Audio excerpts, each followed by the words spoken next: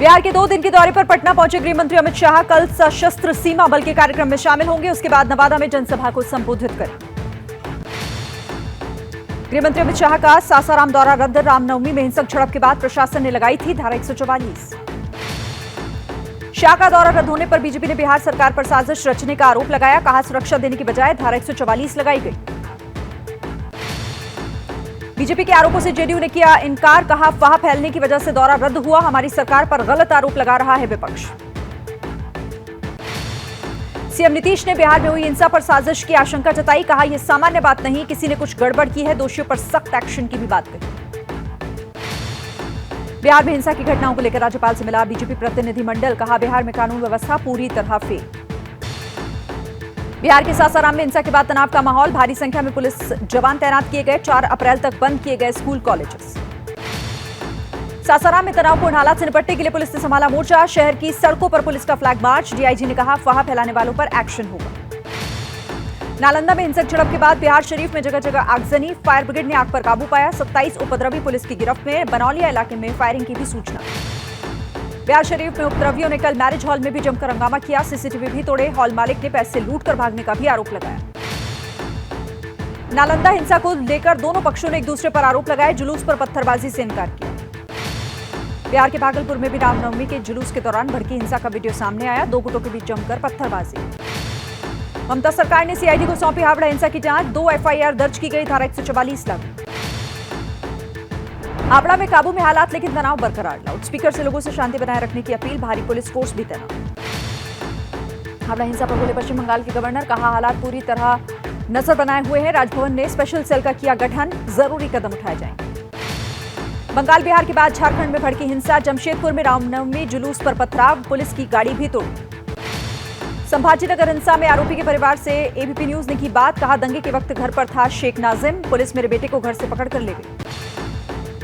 हैदराबाद मामले पर बोले बीजेपी के निष्कासित नेता टी राजा। कहा, शोभा यात्रा के बाद राम भक्तों पर किया गया हमला। कांग्रेस नेता नवजोत सिंह सिद्धू पटियाला जेल से 10 महीने बाद रिहा। 1988 के रोड रेज केस में सुप्रीम कोर्ट ने 1 साल की सजा सुनाई थी। जेल से रिहा होने के बाद बोले नवजोत सिंह सिद्धू। कहा, जानबूझकर रिहाई में देरी की गई। मोदी सरकार को बताया तानाशाह सरकार। मान को बताया अखबारी मुख्यमंत्री। पीएम की डिग्री मांगने पर कोर्ट से जुर्माने के बाद केजरीवाल ने फिर उठाए सवाल। कहा, लोकतंत्र में जानकारी मांगने की होनी चाहिए आजादी। पीएम की डिग्री मांगने पर बीजेपी का अरविंद केजरीवाल पर तंज। कहा, बड़बोलेपन से कुछ हासिल नहीं होगा। भ्रष्टाचार छुपाने की कोशिश कर रहे हैं केजरीवाल। संजय राउत को धमकी देने वाला युवक पुणे से गिरफ्तार। लॉरेंस बिश्नोई गैंग से संबंध नहीं। पश्चिम बंगाल के मालदा में बीजेपी टीएमसी के बीच मारपीट। मालदा में 10 साल की बच्ची से गैंगरेप मामले में झड़प। एनसीपीसीआर के चेयरमैन प्रियंक कानूनगो को मालदा का दौरा करने से रोका गया। गैंगरेप मामले में प्रियंक कानूनगो टीम के साथ पहुंचे थे मालदा।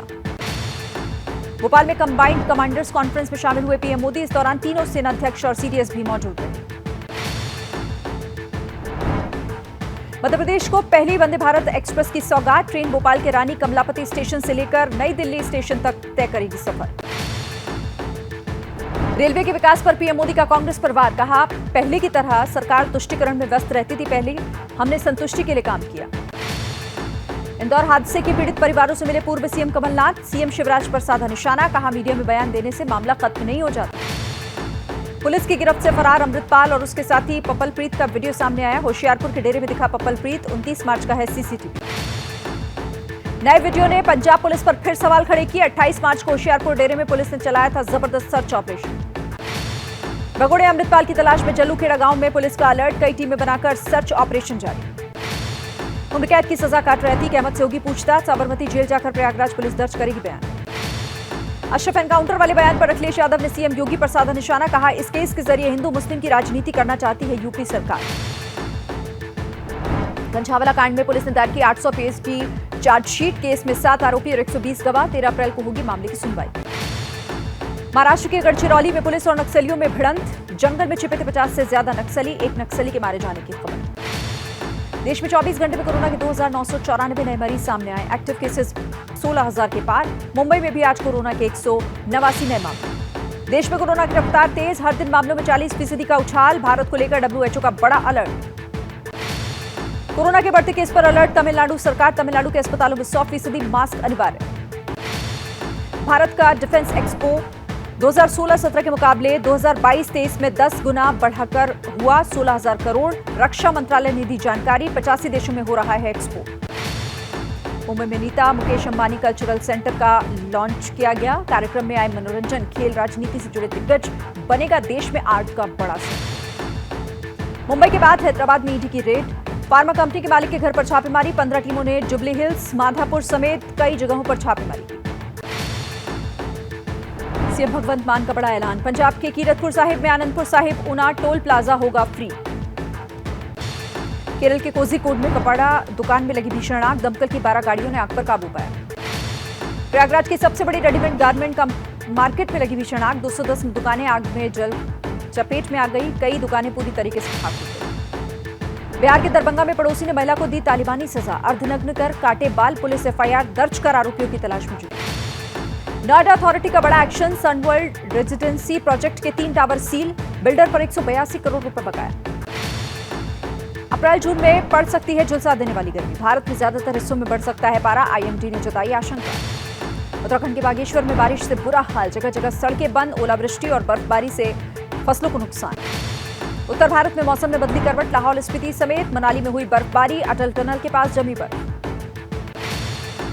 पर्यटकों और पर्वतारोहियों का खत्म हुआ इंतजार। प्रशासन ने खोला गंगोत्री नेशनल पार्क। जैसे ही घड़ी का काटा दोपहर 2:30 पे आए, बबीता जी का दिल सास बहू साजिश के लिए मचल जाए। और ये है इनकी बहू। पूरे दिन ऑफिस की टेंशन हो जाए गॉन जब ये करें अपना फेवरेट शो फ्री टाइम पे ऑन।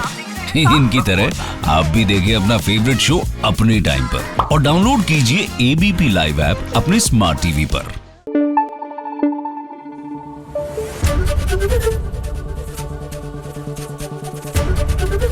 एबीपी न्यूज आपको रखे आगे।